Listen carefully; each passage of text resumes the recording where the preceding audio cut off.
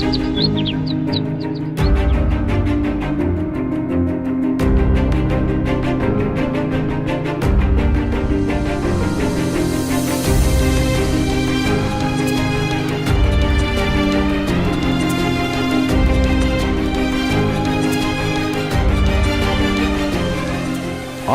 চোখে নীল ছিল নিছকই একজন চাকর।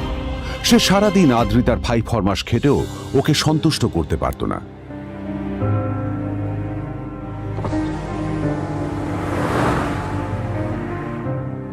এত কিছুর পরেও কেন একজন ধনী বাবা তার মেয়েকে গরিব ছেলের সাথে বিয়ে দিলেন?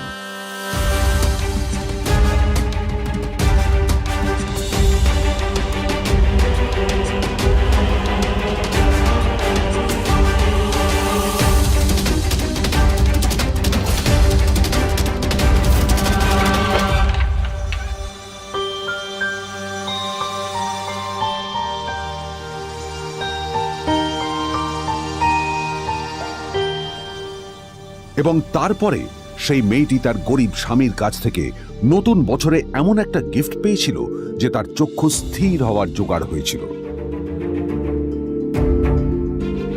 আর ওর স্বামী সম্পর্কে সত্যিটা জানার পর তো ও প্রায় অজ্ঞান হয়ে গিয়েছিল।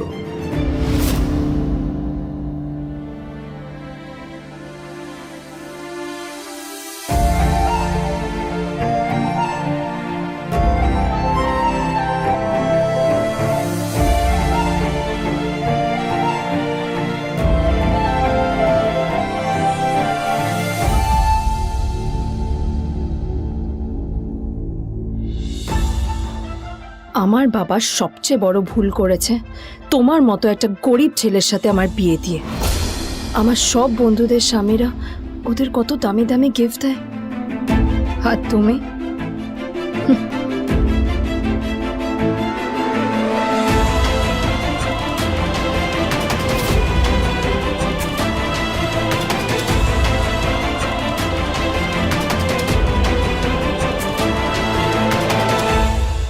আদ্রিতা তার বাবার কথায় নীলকে বিয়ে তো করেছিল, কিন্তু ও শর্ত দিয়েছিল যেন বাড়ির বাইরের কেউ না জানতে পারে যে নীল ওর স্বামী।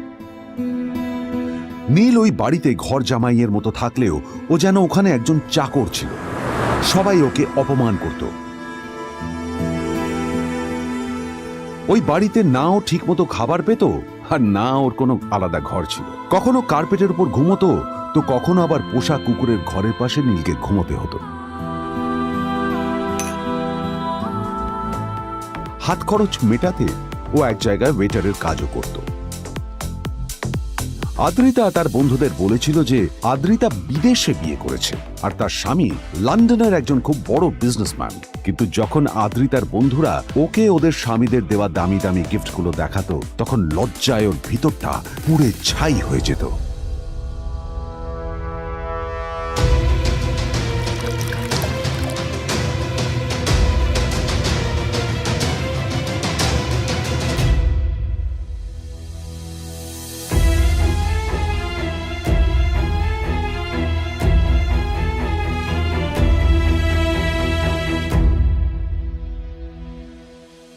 এই যে শোনো, নিউ ইয়ারে আমার একটা গিফট চাই তোমার থেকে।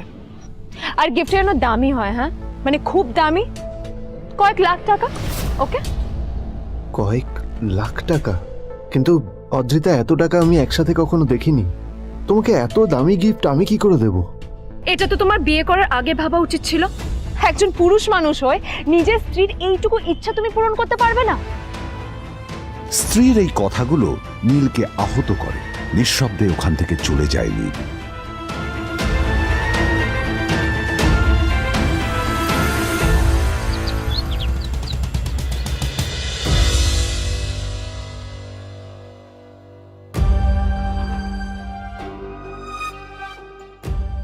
দুদিন পর নিউ ইয়ার পার্টির আগে নীল আদ্রিতার কাছে এসে একটা গিফট প্যাক দেয়।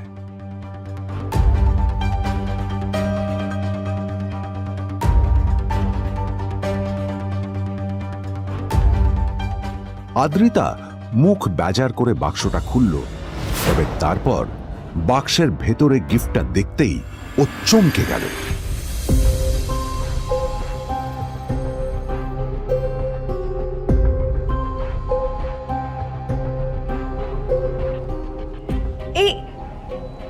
ফোনটা মানে এটা তো একটা স্পেশাল এডিশন, এটার দাম তো 3 কোটি টাকা।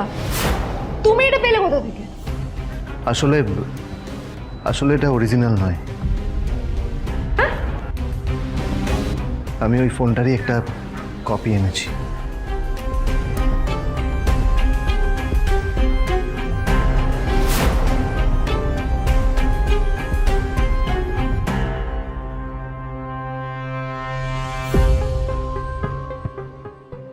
কিন্তু আদ্রিতার নীলের কথায় একটু সন্দেহ হয়, কারণ ফোনটা দেখে একেবারেই আসল বলেই মনে হচ্ছিল। পরের দিনই আদ্রিতা ওই কোম্পানির শোরুমে গেল। এই ফোনটা একটু দেখুন না প্লিজ। ওয়াও, আচ্ছা ম্যাম, আপনি কি মিস্টার রয় চৌধুরীর বন্ধু? কে মিস্টার রয় চৌধুরী? ও আপনি কি ওই রয় চৌধুরী গ্রুপ অফ ইন্ডাস্ট্রিজের মালিকের কথা বলছেন? হ্যাঁ। না না, আমি ওনাকে চিনি না।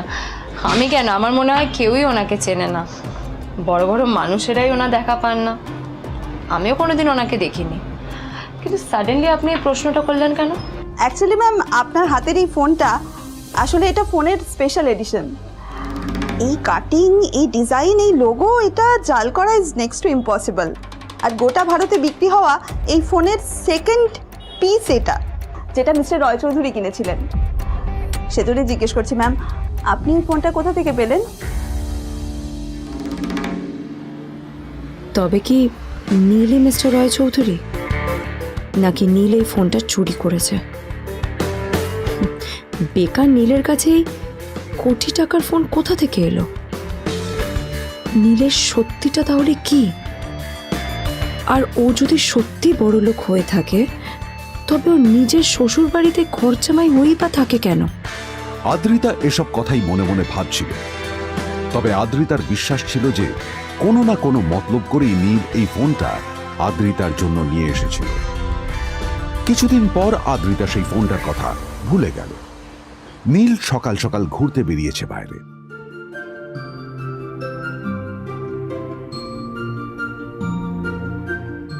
কটা বাজে রে? আমার খুব লেট হয়ে গেছে, বুঝলি? তোরা খেল, ঠিক আছে? তোরা খেল, আমি আসছি।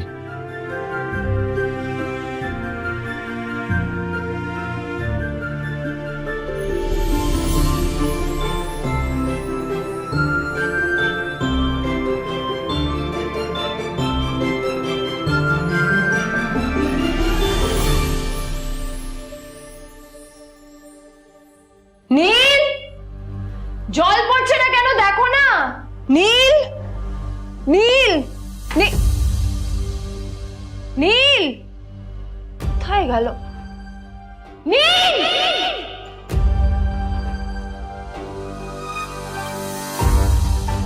নীল, নীলকে ডাকছে কেন বলতো? ওইদিকে বাড়িতে আদ্রিতা আর চিত্রা আশ্চর্য হয়ে গেল যে নীল হঠাৎ কোথায় উধাও হয়ে গেল। মা তোমাকে কিছু বলে গেছে নীল? হ্যাঁ, কোথায় গেছে ও? না, আমি ওর কোনো খোঁজ খবর রাখি না। আমার একটা কথা মনে হচ্ছে, ওকে না এবার একটু শীতে করতে হবে। একটা কাজে যদি আসতো ছেলেটা, যখনই কোনো কাজের কথা বলি ভ্যানিশ হয়ে যায়। আমি ওকে বলেছিলাম আর&বি গোল্ডেন ডায়মন্ডস থেকে আমার সেটটা নিয়ে আসতে, আনেনি। আনেনি।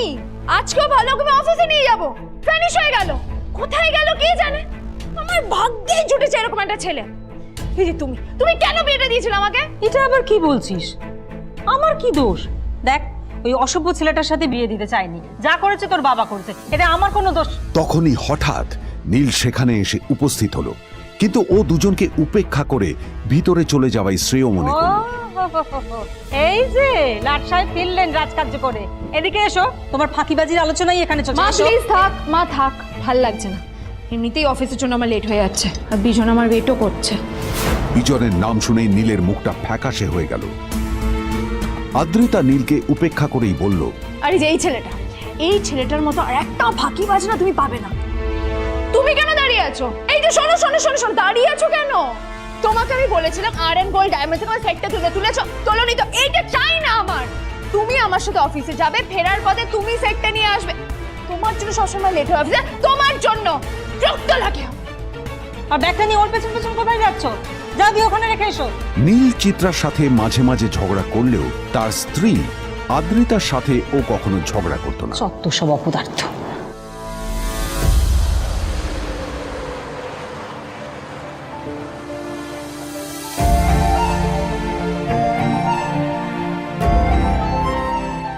কিছুক্ষণের মধ্যেই তারা আদ্রিতার অফিসে পৌঁছে গেল। আদ্রিতা গাড়ি থেকে নামতে নামতে দেখলো যে তার কাছে অনেকগুলো ফাইল আছে। নীলের দিকে তাকিয়ে ওকেই ফাইলগুলো নিয়ে ভেতরে আসতে বলল। চলো, হা করে দাঁড়িয়ে আছো কেন? ফাইলগুলো নিয়ে ভেতরে এসো।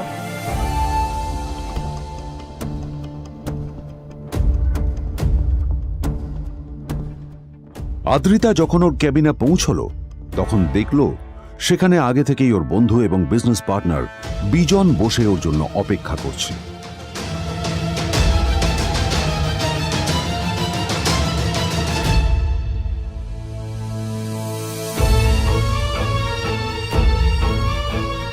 কোথায় ছিলে বলো তো? আমি 1 ঘন্টা ধরে তোমার জন্য এখানে ওয়েট করছি। এই লোকটার কি কোনো কাজকর্ম নেই? 1 ঘন্টা ধরে বসে আমার স্ত্রী আদ্রিতার জন্য অপেক্ষা করছে। সরি বিজন, আমি খুবই দুঃখিত যে বাড়ির কিছু লোকের জন্য না আমার সবসময় লেট হয়ে যায়। আদ্রিতার কথা শোনার পর বিজনের 1 ঘন্টা অপেক্ষা করার অভিযোগ 1 মুহূর্তের মধ্যে মিলিয়ে গিয়েছিল। কি হলো, হাসছো কেন? লটারি পেলে নাকি? লটারি? হ্যাঁ, তুমি আসা মানে আমার কাছে লটারির থেকেও বেশি দাম। তবে তার থেকে কিঞ্চিত কম দামি একটা গিফট আমি তোমার জন্য এনেছি।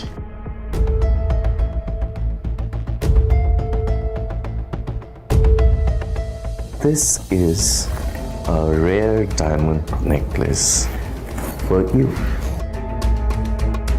এটা আমার জন্য? সত্যি? এই শহরে এটা খুঁজে পাওয়া খুব বিরল। Just like you. Like it? Thank you. You're welcome. Thank you for the gift. আসি তাহলে এখন।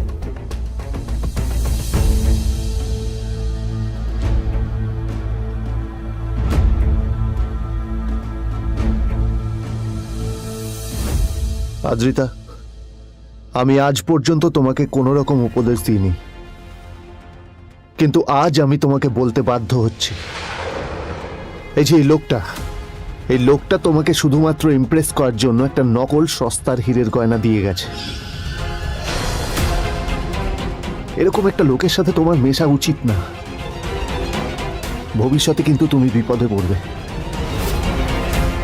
আদ্রিতা, আমি তোমাকে কথা দিচ্ছি, আমি তোমার জন্য আসল রেয়ার একটা হীরের গয়না এনে দেবো, এর চেয়েও দামি, এর চেয়ে অনেক অনেক বেশি দামি। তার জন্য আমাকে যাই করতে হোক না কেন, আমি তোমাকে একদিন ঠিক এনে দেবো তোমাকে। তাদের বিয়ে হয়েছে 2.5 বছর। এর মধ্যে প্রথমবার তার মনে হলো নীল তার জন্য লড়াই করছে। নীলের এই রূপটা দেখে আদ্রিতা চমকে গেল। আজ প্রথমবারের মতো আদ্রিতার মনে প্রশ্ন এলো, নীলকে নিজের থেকে দূরে সরিয়ে রেখে আমি কি কোনো ভুল করছি? না না, এটা আমি কি ভাবছি? বিজন আমার বিজনেস পার্টনার, ও আমাদের মেন ইনভেস্টর। নীলের এই অ্যাকশনের কারণে বিজন আমার কোম্পানি থেকে ব্যাক আউট করে গেলে কি হবে? না না না না না, নীলের জন্য আমি আমার এত বছরের পরিশ্রমকে জলে দিতে পারি না। আমার নীলকে নয়, আমার বিজনকে প্রয়োজন। এইসব ভাবতে ভাবতে আদ্রিতার নীলের ওপর রাগ হতে শুরু করে। আদ্রিতার রাগ তখন চরমে উঠে যায়।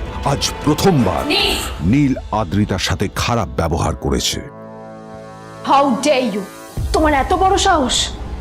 হ্যাঁ, তোমাকে কে অধিকার দেয় বলো তো যে তুমি আমারই অফিসে দাঁড়িয়ে আমাকেই এতগুলো উল্টোপাল্টা কথা তুমি শোনালে? তোমাকে এখানে আনাই আমার ভুল হয়েছে, সবচেয়ে বড় ভুল হয়েছে। এবার চুপচাপ এখান থেকে বেরিয়ে যাও, right now. Get out! Neel আদ্রিতার এই কথার কোনো উত্তর দিল না। নীল জানতো যে ও যতই কথা বাড়াবে আদ্রিতা ততই বেশি রেগে যাবে।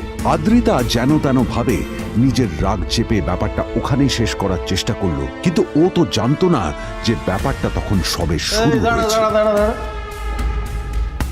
কি হলো, শুনতে পাচ্ছিস না? কালা নাকি? আমারই সামনে দাঁড়িয়ে আমার কেনা গিফট নিয়ে তুই মজা করলি? কত বড় সাহস রে তোর! নিজেকে তো বিক্রি করে দিলে ওরকম একটা ডায়মন্ড নেকলেস তুই কিনতে পারবি। তোর এই গরিবের পারফিউম, সস্তা শার্ট, পায়ে একটা ফাটা চপ্পল নিয়ে নিজেকে বড় হিরো মনে করছিস? তোর নিজের কত দাম সেটা তোর নিজের জানা উচিত। Zero, big zero. সালা খরচা মাই চল।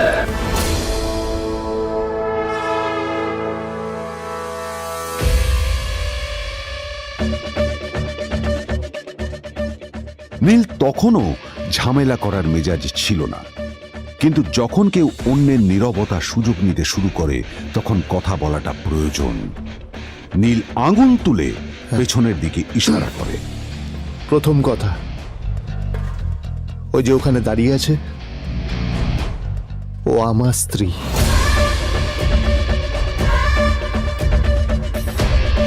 তাই আমার স্ত্রীকে তোমার নেকলেস দেওয়ার কোনো অধিকার নেই। ওকে যদি নেকলেস দিতে হয় তাহলে আমি দেব। তাই এসব ফ্রডগিরি বন্ধ করো। আর দ্বিতীয় কথা, যার পকেটে পয়সা নেই ঝনঝন আওয়াজ করা তার মানায় না।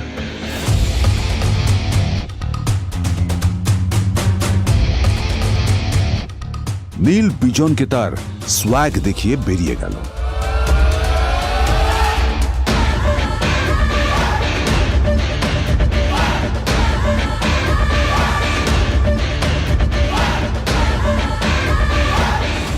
আদ্রিতার রাগে গজগজ করছিল। ওর জ্বলন্ত চোখের সামনে শুধু নীলের মুখটা ভেসে উঠছিল। ও যতই নীলের কথা ভাবছিল ততই ওর রাগ বেড়ে যাচ্ছিল। গত কয়েক মাস ধরে আদ্রিতার কোম্পানির অবস্থা একেবারেই ভালো ছিল না। আদ্রিতা তা সামলানোর আপ্রাণ চেষ্টা করছিল। কি যে করবেও সেইটাই বুঝে উঠতে পারছিল না। তারপর বিজনের সাথে ওর দেখা হলো, আর তখনই বিজনের সাথে ওর বন্ধুত্ব হলো। বিজন একটা খুব বড় পরিবারের সদস্য। আজ বিজন শুধুমাত্র আদ্রিতার কোম্পানির একজন বিজনেস পার্টনারই নয়, সাথে বড় ইনভেস্টরও। আর শুধুমাত্র বিজনের কারণেই আদ্রিতার কোম্পানি এখনো চলছে। এই কোম্পানির সমস্ত লস বিজনই বহন করে এবং আদ্রিতারও ওকে তাই খুব প্রয়োজন। বিজনের সাথে বন্ধুত্ব করা আদ্রিতার পক্ষে সহজ কাজ ছিল না। অনেক কাঠখড় পুড়িয়ে আদ্রিতা ওর কাছাকাছি এসেছিল। সবকিছু ঠিকঠাকই চলছিল, সবকিছুই আদ্রিতার প্ল্যান অনুযায়ী হচ্ছিল, কিন্তু নীল আজ এসে সবকিছু নষ্ট করে দিল। জাস্ট কি দরকার ছিল বুঝতে পারছি না। কি দরকার ছিল নীলের বিজনকে এতগুলো কথা শোনানোর? এবার বিজন আমাকে টাকা দেবে কিনা সেটাও জানি না। আমার কোম্পানিতে ইনভেস্ট করতে চাইবে কিনা সেটাও বুঝতে পারছি না। কি করব?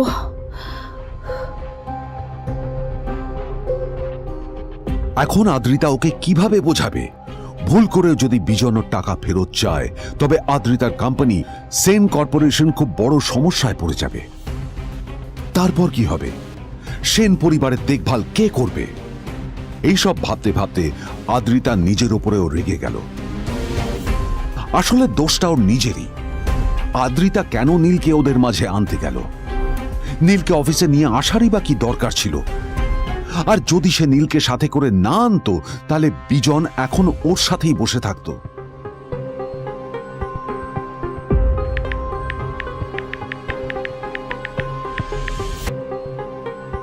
প্যামেলা, আমি মিটিংয়ে বেরোবো, আমার চেঞ্জটা একটু নিয়ে এসো প্লিজ।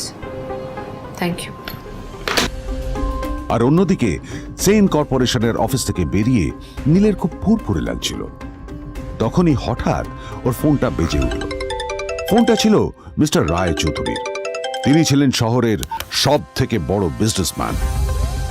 হ্যাঁ মিস্টার রায়চৌধুরী, আমি আপনাকেই ফোন করতে যাচ্ছিলাম। আমি একজন বিশেষ লোকের সাথে তোমার একটা মিটিং ফিক্স করেছি।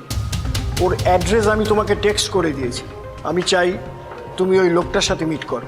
ঠিক আছে, আমি যে কোনো কারোর সাথে দেখা করতে পারি, কিন্তু তার জন্য আপনাকে আমার দুটো শর্ত মানতে হবে। প্রথমটা, আমার জন্য একটা রেয়ার হীরের নেকলেস আপনাকে জোগাড় করে আনতে হবে। আর দ্বিতীয়টা, আমি আপনাকে টেক্সট করছি, এটাও কিন্তু একই রকম জরুরি। এই দুটো কাজ আপনাকে যত তাড়াতাড়ি সম্ভব করে ফেলতে হবে আমার জন্য, ঠিক আছে? তোমার অ্যাকাউন্টে কিছু টাকা পাঠিয়েছি। কিছু জামা কাপড় কেনো, যাতে তুমি ভদ্র সমাজে আসার যোগ্য হও আর তোমাকে আমি স্বামীর পরিচয় দিতে লজ্জা না পাই।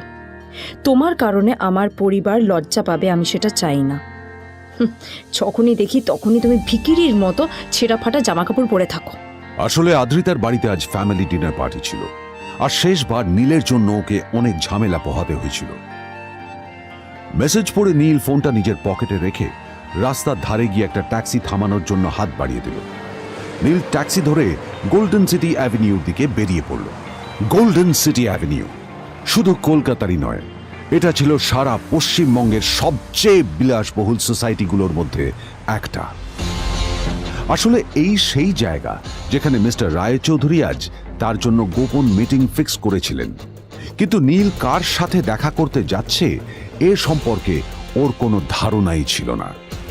যখন নীল সেখানে পৌঁছলো, পুলভিলার বাগানে বসে থাকা লোকটিকে দেখে রাগে নীলের রক্ত ফুটতে শুরু করলো। নীল ওখানে না দাঁড়িয়ে বেরিয়ে গেল। তখনই হঠাৎ একটা মেসেজ এলো।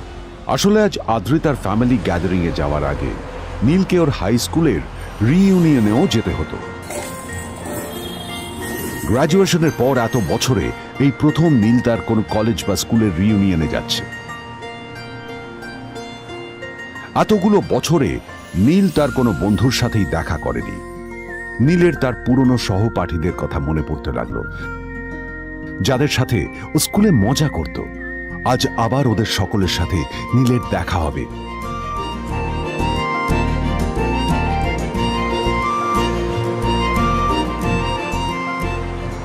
আর এই সব কিছু ভেবেই নীল এক্সাইটেড হয়ে যাচ্ছিল। আসলে সোহিনীকে নীল তার স্কুল টাইমে পছন্দ করত।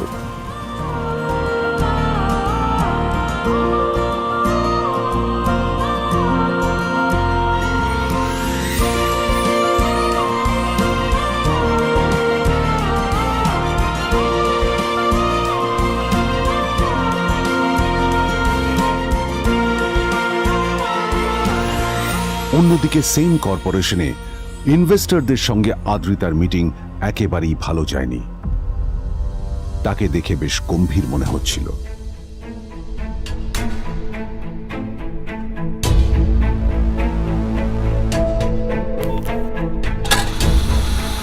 ভাই, পৃথিবীতে এমন লোকও আছে, কি দিমাগ দেখলি? হ্যাঁ, কাজকর্ম তো কিছু করার নেই, আর কিছু করেও না। হ্যাঁ, শুধু চলে এসছে আমাদের ম্যাডামকে রাখাতে। এই 1 বছরে না কিচ্ছু বদলায়নি। আরে আমি তো ভেবেছিলাম যে এর সাথে ম্যাডামের আর কোনো সম্পর্কই নেই, কিন্তু না, এখন যা দেখছি উল্টে ম্যাডামের মাথায় উঠে নাচছে। আমার মাঝে মাঝে মনে হয় এদের দুজনের বিয়ে কিভাবে হলো। আর বিয়ে তো অনেক পরের কথা, 2 বছর হয়ে গেল এদের এখনো ডিভোর্স হলো না। হ্যাঁ, আমার তো ভাবলে কিরকম অবাক যা লাগছে। বলেছিস।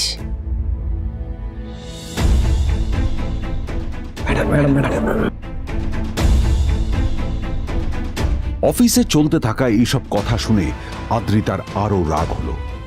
আদ্রিতা ক্যাবিনে যাওয়ার পরে রাগকে নিয়ন্ত্রণ করা ওর পক্ষে আরো কঠিন হয়ে গেল।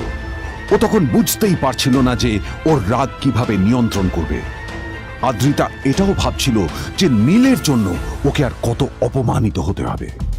এসব ভাবতে ভাবতেই আদ্রিতার চোখ গেল ওর বাবার ছবিটার দিকে।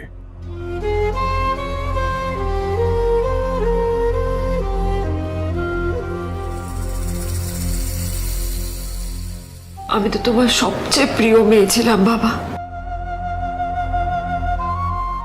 তাই তাই আমি সবসময় ভেবেছি যে তুমি আমার জন্য যাকে সিলেক্ট করবে সে সব থেকে শ্রেষ্ঠ হবে। তাই আমি নিজে থেকে কখনো কোনো রিলেশনশিপে যাইনি,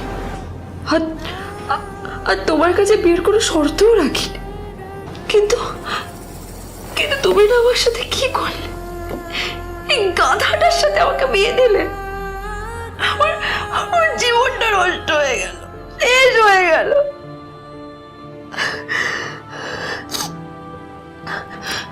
আমি যদি একটু জানতাম যে ও ও কিছু করে না, ঘর চাপাই হয়ে থাকবে, এইসব কাজকর্ম করে, তাহলে আমি কোনোদিনই বিয়েতে রাজি হতাম না বাবা, কোনোদিন না, কোনোদিন।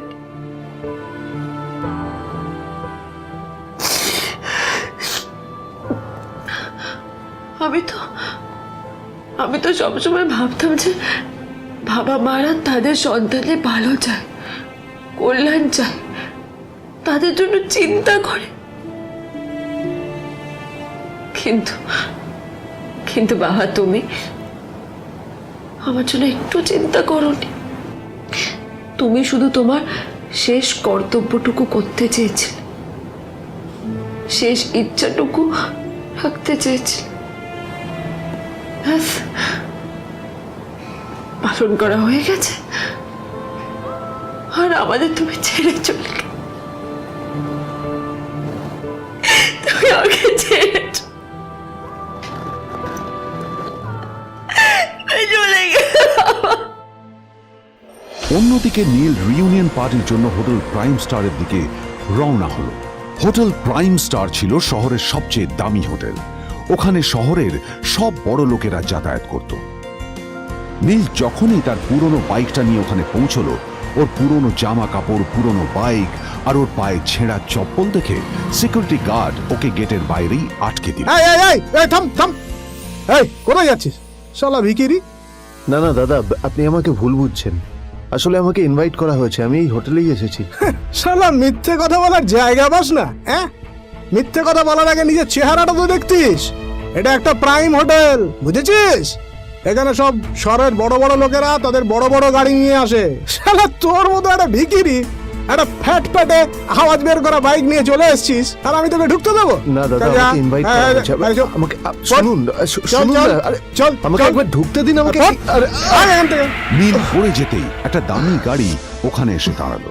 এই গাড়িটি আর অন্য কারো নয়, হোটেল স্যার। প্রাইমের মালিক মিস্টার খান্নার ছিল। কি হচ্ছে কি এটা? হোটেলের গেটের সামনে এসব এসব ক্যাশ চলছে এখানে।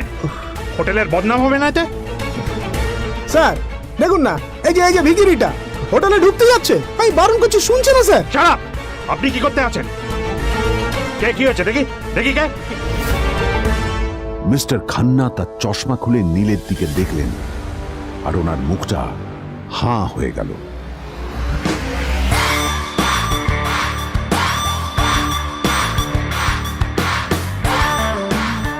নীল স্যার, আপনি?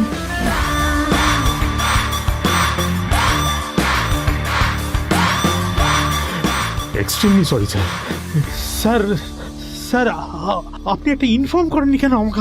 আপনি আসবেন জানলে তো আমি নিজে রিসিভ করতে আসতাম আপনাকে। ছি ছি ছি ছি ছি ছি। ঠিক আছে, আপনি আপনি ব্যস্ত হবেন না প্লিজ। জানোইনি কে? নিজের বসকে এভাবে একজন ভিখারিকে হাতে পায়ে ধরতে দেখে গার্ডটিও অবাক হয়ে গেল। আরে sir, sorry sir, extremely sorry, আপনি আমার সঙ্গে আসুন। সরি স্যার, সরি, ভুল হয়ে গেছে স্যার। সালাম স্যার। নীল কি তবে সত্যিই একজন খুব বড়লোক কেউ? জানতে পকেট এফএম এর এই সম্পূর্ণ গল্পটি শুনুন, বস দুনিয়া যার বসে, যেটা ভারতীয়রা সবচেয়ে বেশি শুনছে। বিনামূল্যে গল্প শুনতে নিচের ইনস্টল বাটনে ক্লিক করুন এবং পকেট এফএম ডাউনলোড করুন।